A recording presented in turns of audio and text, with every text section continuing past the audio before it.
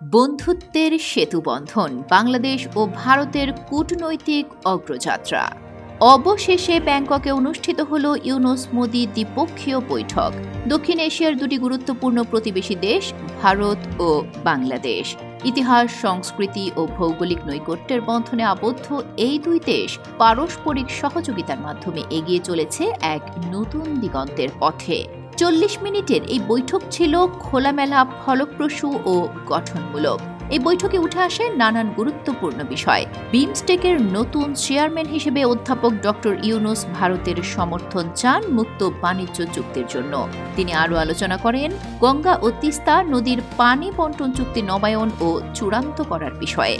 বৈঠকে সীমান্ত হত্যাকাণ্ডের বিষয়ে উঠে আসে অধ্যাপক ইউনুস এই ধরনের ঘটনা বন্ধের উপর জোর দেন এবং ভারতীয় পক্ষকে যৌথভাবে কাজ করার আহ্বান জানান।